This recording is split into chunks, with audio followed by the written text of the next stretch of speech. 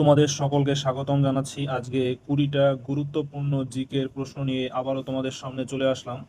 প্রথম প্রশ্ন যেটা বলেছে, পিঁপড়ের হুলে কোন অ্যাসিড থাকে? পিঁপড়ের হুলে যে অ্যাসিড থাকে সেটা হলো ফর্মিক অ্যাসিড। তাহলে এই প্রশ্নের সঠিক উত্তর হয়ে গেল অপশন নম্বর এ। পরের প্রশ্ন, আলোর প্রতিফলনে সক্ষম যে অধাতু তা হলো, অর্থাৎ যে অধাতু আলোর প্রতিফলনে সক্ষম সেই অধাতুটির নাম কি? এই প্রশ্নের সঠিক উত্তর হয়ে গেল অপশন নম্বর বি, হীরক। হীরক বা হীরা এটি অধাতু কিন্তু আলোর প্রতিফলনে সক্ষম। পরের প্রশ্ন, একটি দূষণমুক্ত জ্বালানি হলো, নিচের যে জ্বালানিগুলি দেওয়া রয়েছে বা নিচের যে জ্বালানির নামগুলি দেওয়া রয়েছে এগুলির মধ্যে কোন জ্বালানিটি দূষণমুক্ত? তো নিচের অপশনগুলির মধ্যে সঠিক উত্তর হয়ে যাচ্ছে option number B, natural gas বা যেটাকে আমরা বলে থাকি প্রাকৃতিক গ্যাস। পরের প্রশ্ন, কেঁচো শ্বাসকার্য চালায় কিসের সাহায্যে? অর্থাৎ কেঁচো যে শ্বাসকার্য চালায় সেই শ্বাসকার্যের যে অঙ্গ সেই অঙ্গের নাম এখানে জানতে চেয়েছে। এই প্রশ্নের সঠিক উত্তর হয়ে গেল অপশন নম্বর সি, ত্বক। অর্থাৎ কেঁচো ত্বকের সাহায্যে শ্বাসকার্য চালায়। পরের প্রশ্ন, শব্দের কোন বৈশিষ্ট্য বায়ুর তাপমাত্রার পরিবর্তনে পরিবর্তিত হয়? অর্থাৎ বায়ুর তাপমাত্রা যদি পরিবর্তিত হয় তাহলে শব্দের কোন বৈশিষ্ট্যটা পরিবর্তন হবে?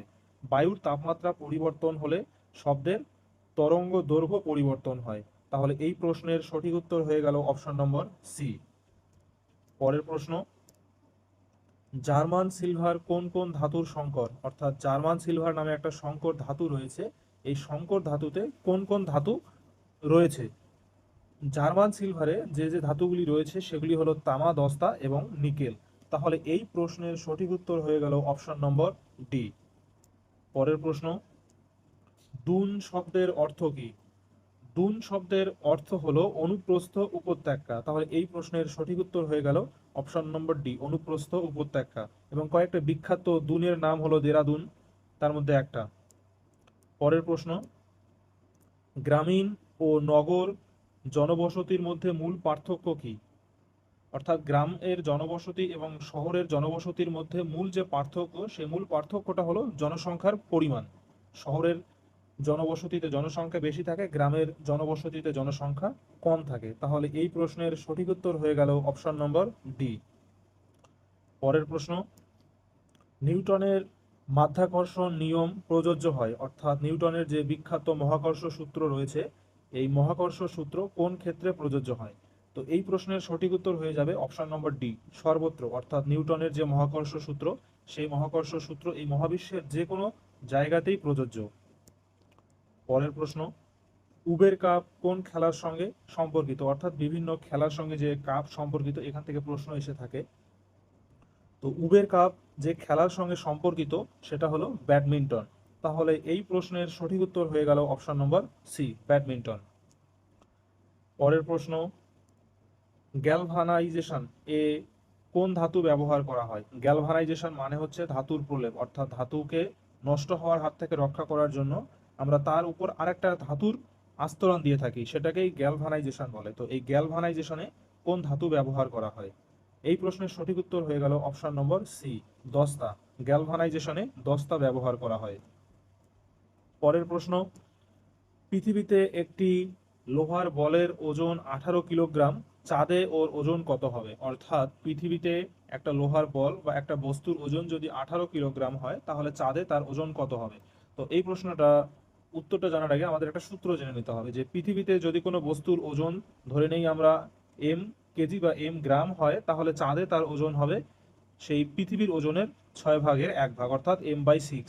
তাহলে এখানে 18 কিলোগ্রাম আছে, এম এর জায়গায় যদি আমরা 18 বসিয়ে দেই তাহলে এটা কেটে দিলে আসে আমাদের 3, অর্থাৎ চাঁদে ওই লোহার বলের ওজন হবে 3 কিলোগ্রাম। তোমরা এই সূত্রটা মনে রাখবে যে পৃথিবীতে একটা বস্তুর ওজন যদি হয় m কিলোগ্রাম তাহলে চাঁদে হবে তার 6/1।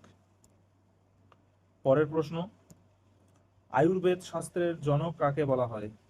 আয়ুর্বেদ শাস্ত্র বা আয়ুর্বেদ যে চিকিৎসা শাস্ত্র রয়েছে সেই আয়ুর্বেদ এর চিকিৎসা শাস্ত্রের জনক বলা হয় বিখ্যাত চিকিৎসাবিদ চরককে। তাহলে এই প্রশ্নের সঠিক উত্তর হয়ে গেল অপশন নম্বর সি। পরের প্রশ্ন, সর্বজনীন দাতা কোন গ্রুপের রক্তকে বলা হয়? সর্বজনীন দাতা অর্থাৎ যে রক্তের গ্রুপ সবাইকে রক্ত দিতে পারবে তাকে বলা হয় সর্বজনীন দাতা। তো সর্বজনীন দাতা বলা হয় ও গ্রুপের রক্তকে। ও গ্রুপের রক্ত হলো সর্বজনীন দাতা, আর সর্বজনীন গ্রাহিতা হলো এ বি গ্রুপের রক্ত। পরের প্রশ্ন, বাস্তুতন্ত্রের প্রাথমিক উপাদান কোনটি? বাস্তুতন্ত্র বা ইকোসিস্টেম এর প্রাথমিক উপাদান হলো সবুজ উদ্ভিদ। এই প্রশ্নের সঠিক উত্তর হয়ে গেল অপশন নম্বর বি। পরের প্রশ্ন, এই প্রশ্নটা খুবই গুরুত্বপূর্ণ, ইতিহাস থেকে একটা প্রশ্ন। মহারানীর ঘোষণাপত্র কত সালে ঘোষিত হয়? মহারানীর ঘোষণাপত্র ঘোষিত হয় 1858 সালে। তাহলে এই প্রশ্নের সঠিক উত্তর হয়ে গেল অপশন নম্বর সি। পরের প্রশ্ন, অ্যাশেজ কথাটি কোন খেলার সঙ্গে যুক্ত? অর্থাৎ বিভিন্ন খেলাধুলার সঙ্গে যে বিভিন্ন টার্মগুলো বা শব্দগুলো জড়িয়ে রয়েছে সেখান থেকে আমাদের প্রশ্ন আসে। তো এই প্রশ্নটা একটা খুবই গুরুত্বপূর্ণ। অ্যাশেজ কথাটি কোন খেলার সঙ্গে যুক্ত? তো অ্যাশেজ কথাটি যুক্ত হচ্ছে ক্রিকেট খেলার সঙ্গে। তাহলে এই প্রশ্নের সঠিক উত্তর হয়ে গেল অপশন নম্বর এ। পরের প্রশ্ন, প্লাস্টিক কার পলিমার যৌগ? অর্থাৎ প্লাস্টিক, এই প্লাস্টিক কার পলিমার? অর্থাৎ কোন উপাদানকে পলিমারাইজেশনের মাধ্যমে আমরা প্লাস্টিক তৈরি করি? তো প্লাস্টিক হলো প্রোপিলিন এর পলিমার যৌগ। তাহলে এই প্রশ্নের সঠিক উত্তর হয়ে গেল অপশন নম্বর বি। পরের প্রশ্ন, মানুষের রক্তের পিএইচ কত? এটাও এটা খুবই গুরুত্বপূর্ণ জীববিজ্ঞান থেকে প্রশ্ন, যে মানুষের রক্ত, সেই রক্তের পিএইচ হচ্ছে 7.5। তাহলে এই প্রশ্নের সঠিক উত্তর হয়ে গেল অপশন নম্বর ডি। এখান থেকে যদি প্রশ্নটা এভাবে দেয় যে মানুষের রক্ত ক্ষারীয় প্রকৃতির না আম্লিক প্রকৃতির, তাহলে অপশনটা হয়ে যাবে ক্ষারীয় প্রকৃতির। পরের প্রশ্ন এবং আজকের শেষ প্রশ্ন, জিম করবেট জাতীয় উদ্যান কোন রাজ্যে অবস্থিত? অর্থাৎ জিম করবেট নামে একটি জাতীয় উদ্যান, এই জাতীয় উদ্যান নিচের কোন রাজ্যে অবস্থিত?